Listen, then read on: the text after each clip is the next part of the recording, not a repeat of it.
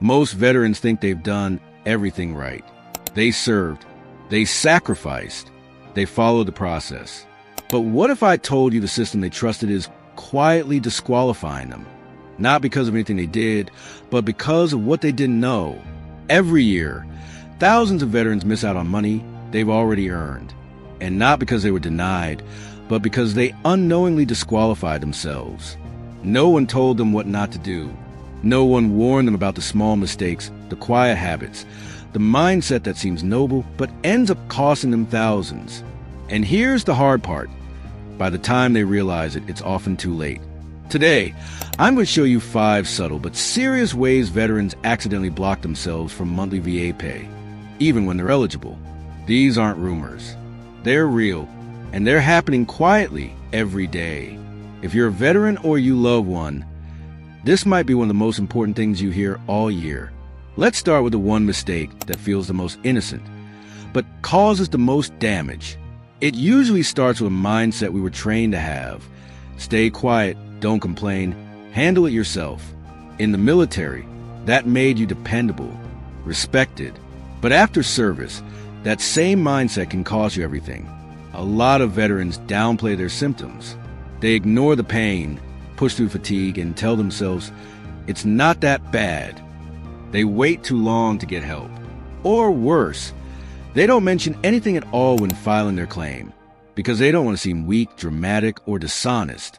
But here's the truth. If you don't speak up, the VA assumes you're fine. They don't follow you around. They don't investigate. They look at what you wrote, what you said, and what's in your file. And if there's no clear documentation of what you're dealing with, they move on. This is one of the most common reasons veterans get low ratings or no rating at all. Not because they're lying, but because they're trying to be tough. They go into their appointments trying to be respectful or not exaggerate. So when a doctor asks, "How are you feeling?" they say, "I'm managing," when they should be saying, "Every step hurts. I can't sleep. My hands go numb when I drive." The system doesn't reward modesty. It rewards clarity, proof, patterns, paper trails. And if you don't give them that, they won't give you anything back. I've seen veterans leave thousands of dollars on the table every year because they tried to minimize their pain, not realizing that by doing that, they weren't proving how strong they were. They were making it easier to be dismissed. And here's the worst part. By the time they're ready to open up, the paperwork's already closed. But it's not just about what you say. It's also about who you trust to help you say it the right way. One of the biggest mistakes veterans make is putting their trust in the wrong hands. Filing a claim isn't just paperwork. It's strategy. And who helps you through that process can make or break everything. A lot of veterans don't know that not all claim helpers are the same. Some use private consultants they found online. Others rely on friends who know someone who used to work for VA. And some just take a shot in the dark and hope the paperwork speaks for itself. But here's the catch. If that person isn't VA accredited, if they're not trained in the system's constantly changing rules, your claim is already on shaky ground. One wrong form, one missing piece of documentation, one unchecked box, and you're either delayed, denied, or labeled incomplete. And it happens all the time. Some of these third-party helpers charge fees up front, promise fast results, or even coach veterans into saying things that backfire later during exams. Others are well-meaning, but simply don't understand how the VA really evaluates evidence. Either way, it's the veteran who pays the price. You deserve help, but it needs to be the right kind. That's why veteran service officers, or VSOs, exist. These are trained, accredited advocates who work for you, not for a cut, not for a commission. They know what language the VA looks for. They know how to present your case. And most importantly, they know how to fight for you when the first answer is no. So if you've ever thought, "I already filed and I didn't get anything back," ask yourself, who helped you? Because even if your case is solid, even if your symptoms are real, trusting the wrong person with your claim is like handing over your parachute to someone who doesn't know how to pack it. But even with the right help, all of it can fall apart if you miss the next critical step. The CMP exam is where everything gets real. It's the VA's chance to evaluate your condition firsthand. and it's one of the most important moments in the entire disability process. But too many veterans treat it like just another appointment, and that mistake can cost them everything. Some veterans miss the exam entirely. Maybe the notice got lost in the mail. Maybe they were working or sick, or just didn't realize how important it was. But the VA doesn't ask twice. If you miss it, they move forward without you. And that usually means a denial. Others show up, but downplay their symptoms out of habit. They want to be respectful. They don't want to sound like they're complaining. So when the examiner asks, "How often does this pain affect your daily life?" they say, "Oh, just every now and then," even if it's actually every day. Even if it's the reason they can't sleep, can't work, can't enjoy the life they used to have. And then there's the third group, the ones who try to act tough, who push through the pain in front of the doctor because that's how they were trained. But here's the truth. The VA doesn't measure your pride. They measure your proof. And when you minimize your condition at the exam, that's what goes in the report. That's what the rating is based on. Not what's in your head. Not what your buddy knows. Just what was said and seen in that room. What most veterans don't realize is that the CMP exam isn't about diagnosis. It's about documentation. The examiner already knows what condition you have. What they're doing is evaluating how bad it is, how much it limits your life, your work, your relationships. If you don't tell the full story, they won't write the full truth. I've seen veterans go into that exam with a legitimate case and walk out with a 0% rating because they didn't speak up. And once that exam is in the system, undoing it is a long, uphill battle. So if you have a CMP exam scheduled, take it seriously.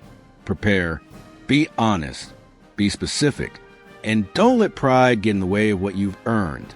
But even if you pass that hurdle, what comes next is where most people silently give up. Most veterans think the process ends once they get their rating. The envelope arrives, they open it, and whatever number's printed, they assume that's it, final, non-negotiable. But what they don't realize is that first rating. It's often wrong. The VA is known for underestimating disability percentages on the first pass. And they get away with it because most veterans don't fight back. They either don't know they can appeal, or they feel like pushing back makes them ungrateful or difficult. So they settle. They live with a lower rating than they deserve. And every single month, they miss out on the money that should have been in their pocket. I've met veterans who were rated at 10% for years, only to find out later they qualified for 70%, even 90%. But by then, it was too late to recover what they'd already lost. That's the part nobody warns you about. If you don't appeal within the allowed time frame, you lose the back pay. You lose the monthly increase. You lose your chance to be fully seen. And here's the kicker. Appealing isn't confrontation. It's correction. It's your legal right. You're not asking for more than what you've earned. You're asking them to do their job properly. But the system doesn't volunteer to fix itself. You have to make noise. You have to be persistent. And you have to do it on time. Too many veterans miss that window. They tell themselves, maybe this is fair, or I'll deal with it later. But later turns into never. And fair turns into a lifetime of being underpaid, underrecognized, and quietly dismissed. If that envelope shows up and something doesn't feel right, if your gut says, this doesn't reflect what I'm going through, don't wait. Ask questions. Talk to a VSO. File a supplemental claim or a higher level review. You served. You sacrificed. You've already done the hard part. But if you stay silent, the VA takes that as a yes. And there's still one more mistake that catches veterans off guard. Not because they did anything wrong, but because they assumed something was obvious when it wasn't. You can have the right diagnosis, the right documents, the right intentions, and still be denied. Why? Because of one invisible barrier most veterans don't even know exists: the service connection. The VA doesn't just want to know what you're dealing with. They want to know why. And unless your condition is clearly linked to your time in service, they won't pay a dime, no matter how real the issue is. This is where a lot of veterans get blindsided. They assume something like chronic back pain, hearing loss, or even PTSD is obviously connected to their military career. After all, they remember the explosion, the fall, the long hours standing in gear that never fit right. They lived it. But the VA doesn't work off memories. It works off evidence. And if that connection isn't documented in service records, medical notes, or a properly written nexus letter, the default answer is denied. You might have been treated while active duty and never followed up. Or maybe symptoms didn't appear until years later. Either way, if the paperwork doesn't draw a line from your condition to your service, the claim fails. What's worse, many veterans don't even realize they're missing that link. They filed a claim, thinking everything's in order, and weeks later get a generic letter saying not service-connected. No explanation, no guidance, just rejection. And in that moment, a lot of people give up. They take it personally. They think, maybe I don't deserve it. But you do. You just need to prove it. This is where working with a good VSO becomes critical. Someone who knows how to gather the right documents, track down medical records, and connect the dots the VA refuses to see on its own. Because once that connection is made, once you have the evidence showing your condition ties back to your service, the door opens, the pay starts, and the recognition finally begins to feel real.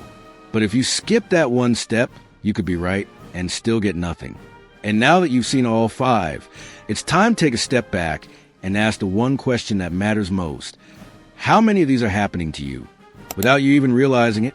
The truth is, most veterans don't lose their benefits because they didn't serve enough or because they didn't qualify. They lose them in silence, by not knowing the system, by trusting the wrong advice, or by assuming that the process is fair when it isn't. And that's the part that stings the most. You already did the hard part. You showed up. You sacrificed. You put everything on the line. But if no one teaches you how to protect what you earned, it can all slip away without a sound. So now that you know the 5 ways veterans accidentally disqualify themselves from monthly pay, take a moment to reflect. Are you minimizing your symptoms? Did you miss an exam, trust the wrong person, or assume the VA got your rating right the first time? Have you connected every condition to your service with proof, not just memory? Because what you do next matters. This isn't about chasing money. It's about being seen. It's about holding on to the respect you earned and the support you were promised. If something in this video made you pause, if it felt uncomfortably familiar, don't ignore it. Talk to someone. Reach out to a trusted VSO. Review your claim, even if it's been years. You might be surprised how much is still on the table. And if you found this video helpful, please take a second to comment below with what stood out to you most. Even just typing "still here" lets us know this message mattered. Your voice matters. Your experience matters. And sharing your thoughts helps other veterans realize they're not alone in this. Don't forget to like the video, subscribe, and turn on the bell so you don't miss the next one. We're here to inform, support, and stand with those who served. And your support helps us keep doing exactly that. Thanks for spending time with us today. We appreciate you more than you know. And we'll see you in the next one.